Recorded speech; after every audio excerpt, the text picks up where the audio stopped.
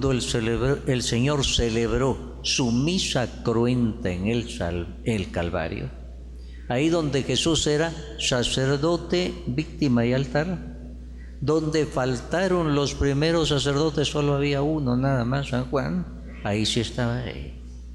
Y la Virgen María siguió paso a paso el sacrificio de la cruz del Señor.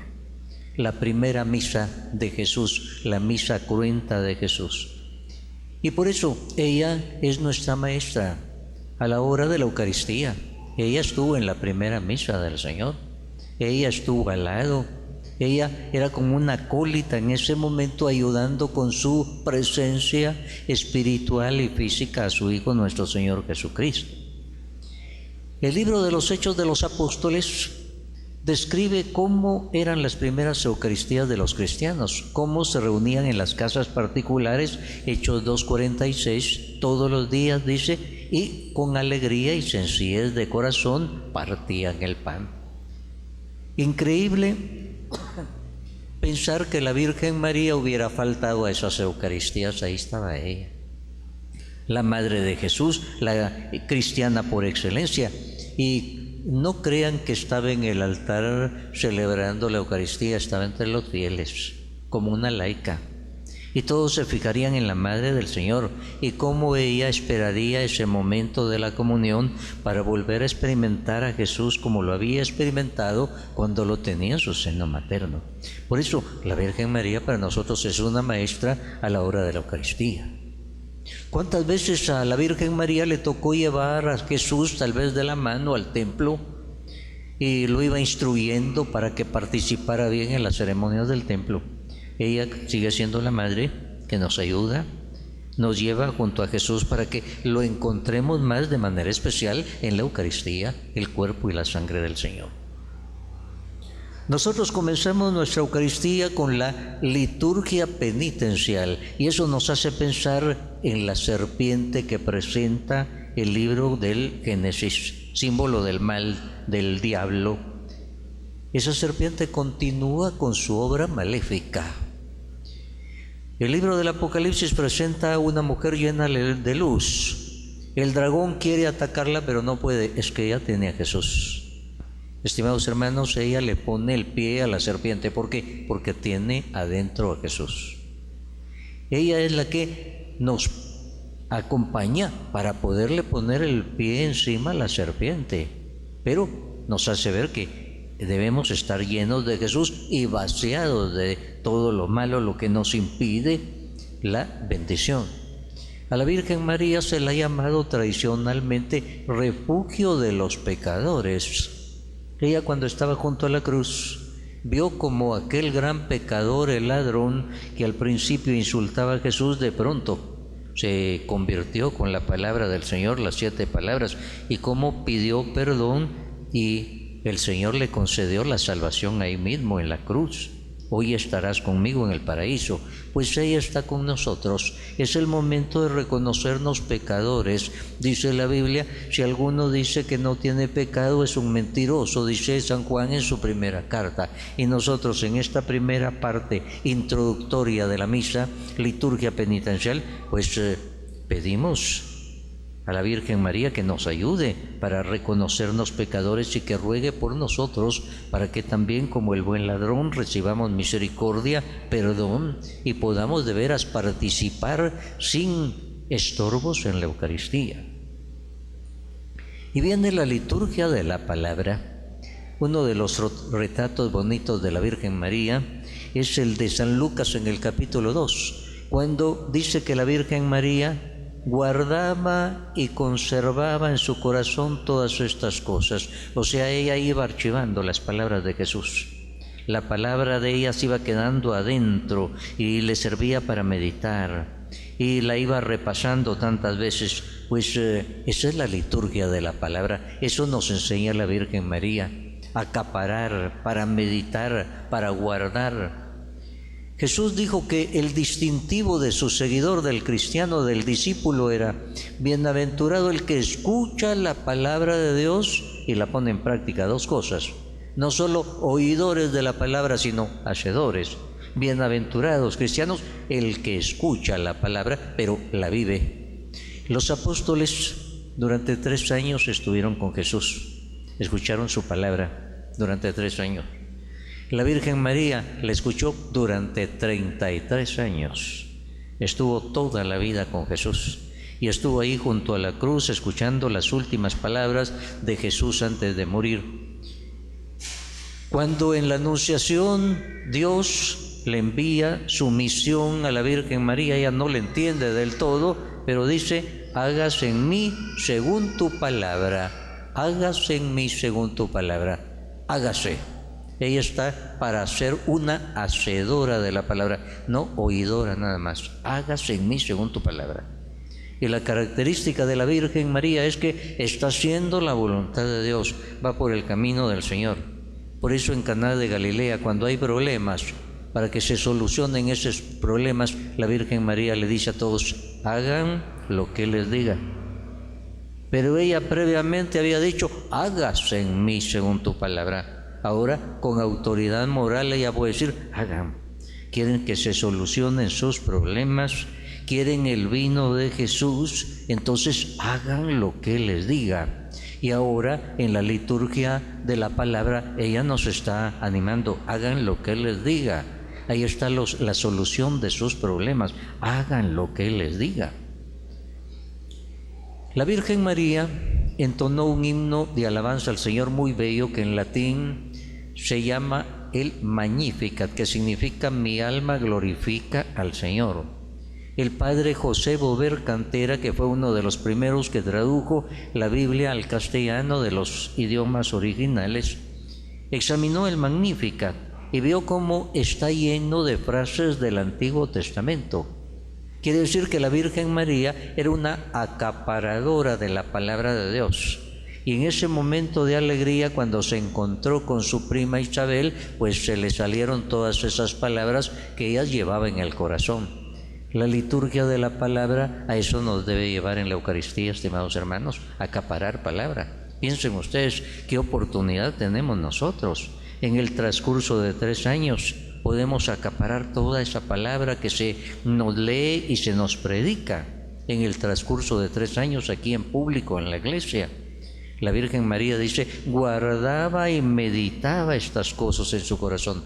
Por eso cuando tuvo ese canto de alabanza, el Magníficat, se le salieron todas esas frases que son las que escoge el padre Bover y las presenta, frases del Antiguo Testamento. El ofertorio de la misa nos hace pensar en una escena interesante de la Virgen María. Se presenta en el Evangelio a José, a la Virgen María y al niño que van al templo y van a hacer un sacrificio, y resulta que presentan 2 palomas. Parece sin importancia, pero si examinamos detenidamente ese pasaje tiene mucha importancia. El que iba a hacer un sacrificio debía presentar un corderito sin mancha. Solo si era pobre y no podía comprar el cordero, se le permitía que ofreciera 2 palomas. Y aquí expresamente dice que ellos ofrecieron 2 palomas. ¡Qué impresionante! Llevaban de la mano al Cordero de Dios que quita el pecado del mundo y no tenían dinero para comprar un corderito. Pero ¿qué ofrenda habrán hecho ellos de todo corazón? Fíjense ustedes, ¿cómo esto no concuerda con alguna predicación que a veces se hace?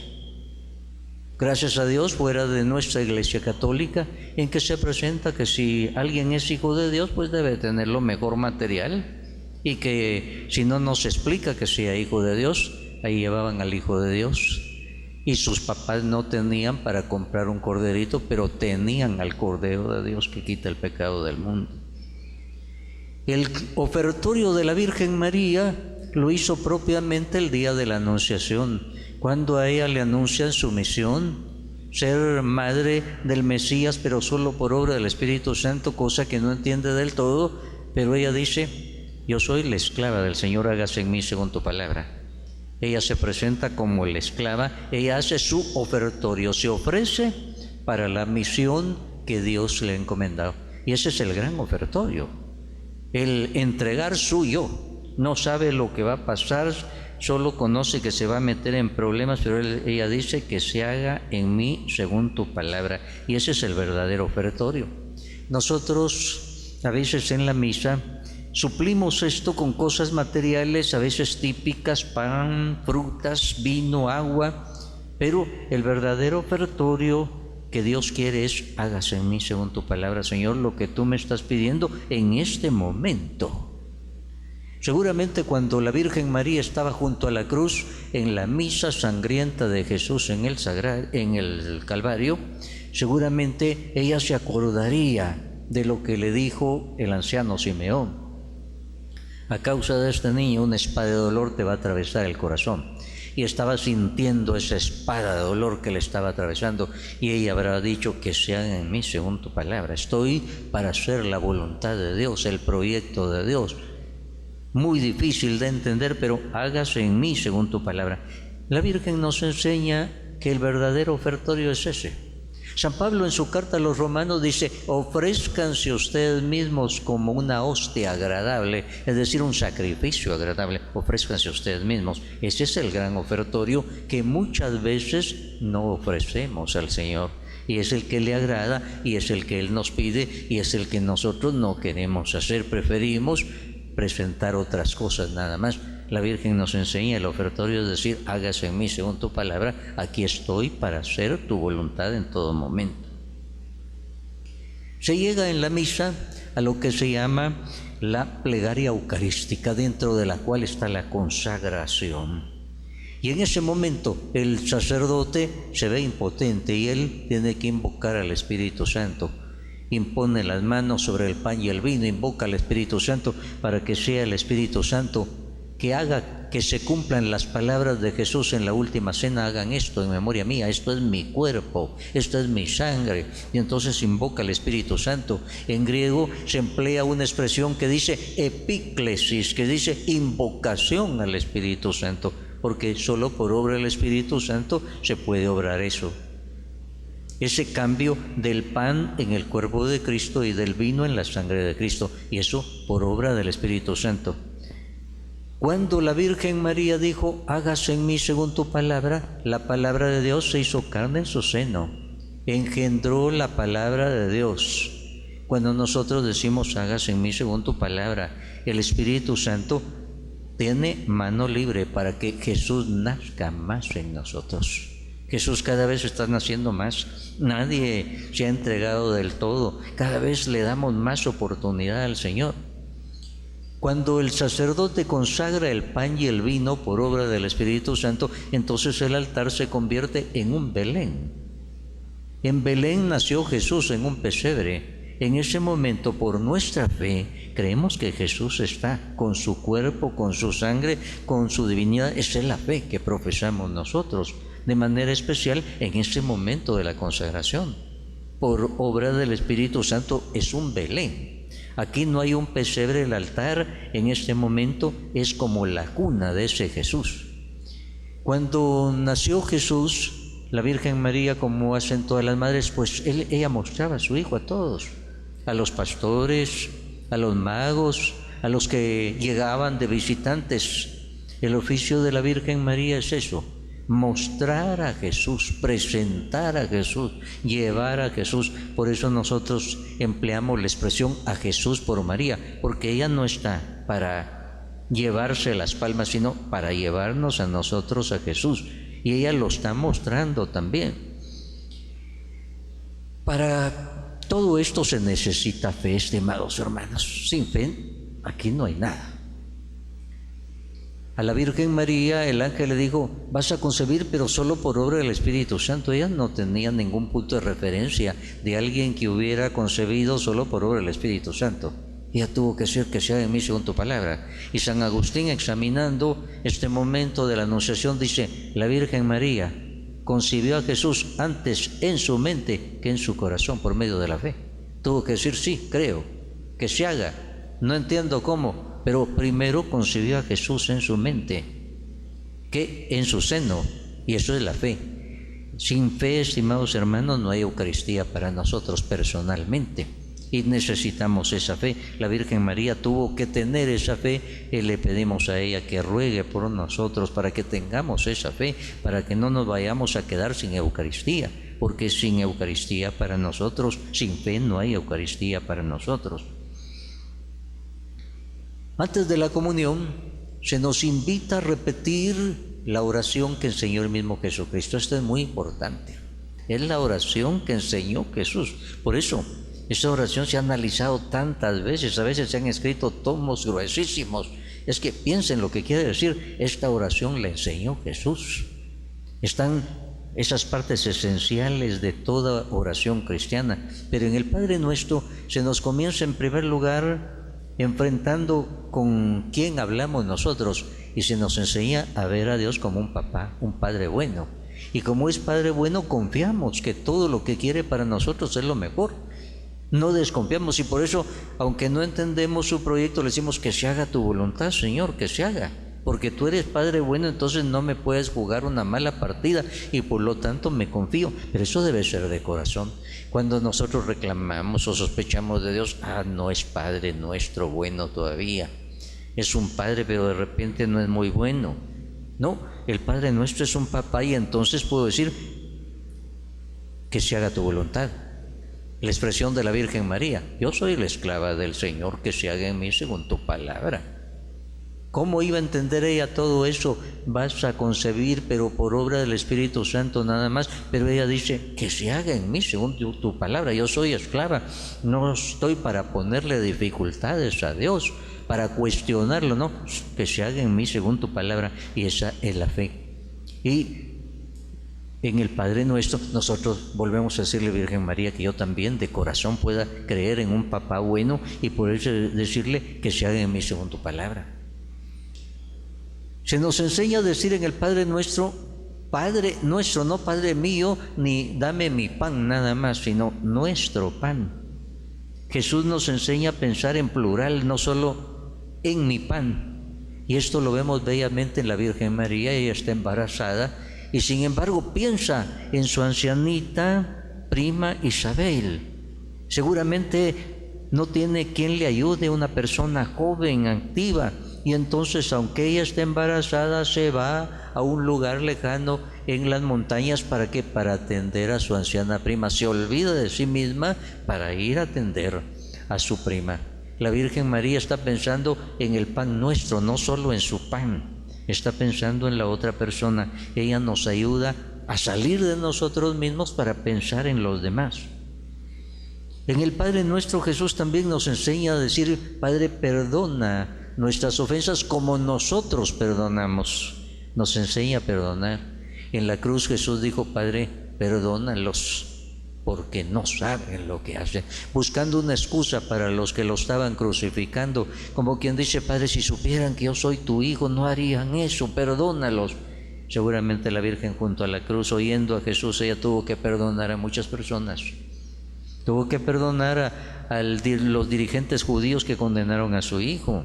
Tuvo que perdonar a todos los soldados que maltrataron a su hijo y que seguían maltratando, insultando a su hijo. Piensen ustedes lo que es para una madre que le estén martirizando a su hijo ahí enfrente y con palabras soeces retándolo. Ella tuvo que estar diciendo: Padre, perdónalos. Y es la gran preparación que nosotros tenemos para la comunión. El Señor nos dice: si vas a presentar tu ofrenda ante el altar y tu hermano tiene algo contra ti, deja tu ofrenda, primero vas a reconciliarte con tu hermano. Entonces ese perdónanos como nosotros perdonamos quiere decir: Señor, yo ya perdoné, ahora estoy esperando tu perdón. Pero ese perdón solo va a llegar si es cierto lo que le estamos diciendo al Señor. Comunión significa identificación mayor posible con una persona. Comunión, común unión. Piensen ustedes que la mayor comunión con Jesús la tuvo la Virgen María. Ella lo llevó 9 meses en su seno. ¡Qué comunión esa! Y cómo ella, cuando estaba entre los laicos, entre los fieles, participando en la Eucaristía que celebraba alguno de los apóstoles, ella estaría esperando ese momento de la comunión para tener esa común unión como la había tenido durante los 9 meses del embarazo. Ella había tenido esa gran comunión, y a eso nos debe llevar la comunión. Un centurión romano le decía al Señor: Señor, yo no soy digno de que entres en mi casa, pero di una palabra y mi siervo va a quedar sano. La Virgen María dijo: miró la humildad de su esclava. Cuando su prima Isabel le decía, bendita entre las mujeres, madre de mi Señor, y él decía, miró la humillación de su esclava. Se llama esclava, no se da importancia, una esclava al servicio del Señor. La humildad es la gran preparación para la Santa Comunión. El Señor rechaza al soberbio, dice la Biblia, da su gracia a lo humilde. Se esconde del soberbio, se manifiesta al humilde. Qué impresionante eso de la Virgen María, que tenía que comulgar. Ella no estaba en el altar consagrando la hostia, era la mamá de Jesús, la bendita entre todas las mujeres, la madre del Señor, y ella estaba ahí entre los fieles, esperando el momento de la comunión. Todos nosotros en la Eucaristía podemos ver a la Virgen María como la veían los primeros cristianos. Ella nos está acompañando ahí entre los fieles.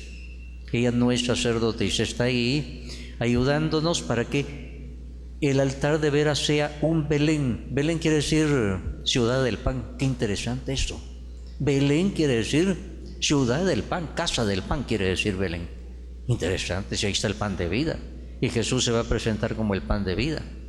San Agustín decía que nosotros en la comunión recibimos la carne de Jesús y de María, porque María le dio su carne a Jesús, concibió solo por obra del Espíritu Santo, entonces le dio su carne a Jesús, nos da la carne de Jesús, comemos la carne de Jesús y la carne de María. Tal vez a alguno le parezca raro, San Agustín lo dice, la carne de María, la de Jesús, y esa es la que nosotros recibimos ahí. Cuando San Juan Bosco era seminarista, se enfermó muy gravemente, estuvo a punto de muerte. Y su mamá Margarita, cuando lo supo, hizo un pan sabroso del que ella sabía hacer y se fue donde su hijo. Y esa fue la gran medicina. Le habían dado tantas medicinas y no reaccionaba. Llevó su pan mamá Margarita y ese pan le sirvió de medicina. Don Bosco lo hace constar en sus memorias. Hermanos, la Virgen María es la que nos da ese pan, el pan de Jesús. Ella le dio su carne a Jesús. Belén, casa del pan, donde la Virgen María da a luz a Jesús, al mundo. Ella está muy cerca de nosotros en la comunión y por eso a ella nos encomendamos. Ella que tuvo que comulgar como ustedes fieles, pues a ella nos encomendamos. Hermanos, la cena de Pascua tenía que celebrarse con pan sin levadura, pan ácimo, pan ácimo. La levadura es signo de corrupción para el judío. En la comunión nosotros vemos a la Virgen María. Para que Jesús naciera en su seno, el Señor previamente la privó de toda falta, la hizo inmaculada, no tocada en ningún momento por el mal, porque ahí se iba a depositar la divinidad. A nosotros se nos pide tener lo menos levadura posible, la gracia de Dios, lo menos, y por eso nos purificamos lo más que podemos. Lo mismo que el Cordero Pascual tenía que comerse asado al fuego, y nosotros decimos asado al fuego de la fe. Sin fe no hay Eucaristía para mí. Sin amor no hay Eucaristía tampoco. La Virgen María tuvo que tener fe para que la palabra de Dios hiciera carne en ella, y entonces engendrará a Jesús, y tuvo que tener ese amor grande. En la última cena Jesús, como símbolo de amor, les lavó los pies a aquellos pretenciosos que estaban peleando por los primeros lugares, y después les dijo, hagan esto en memoria mía. Y hagan esto no quiere decir solo consagración del pan y del vino, hagan lo que yo hice, y parte integrante es el lavatorio de los pies. Y los apóstoles lavarían los pies con humildad, con perdón, con servicio. La Virgen María, la madre, la que más lavaba pies a toda la comunidad. ¿Y cuántas veces tenía que ver los defectos de la comunidad y ella lavaba? Quisiera concluir con esto. Cuando Moisés bajó del monte Sinaí, venía despidiendo rayos de luz y la demás gente tenía que bajar la cabeza porque no resistían esos rayos de luz. Piensen ustedes cómo bajaría la Virgen María del Calvario, con su túnica sucia, pero limpia, con la sangre de Cristo manchada, con la sangre de Cristo purificada. Y cómo vendría con toda esa luz que le entró a ella al estar junto al sacrificio de Jesús, oír sus 7 palabras. Por eso le pedimos a la Virgen María que cuando el sacerdote nos dice vayan en paz, también nosotros bajemos del altar el Calvario místico, en donde se renueva el sacrificio de la cruz, no se repite, sino se actualiza. Que nosotros, como bajó la Virgen María purificada con la sangre de Cristo, bajemos purificados y llenos de luz para llevárselo a los demás. Esa es nuestra misa en compañía de la Virgen María. Que así sea para todos nosotros. Amén.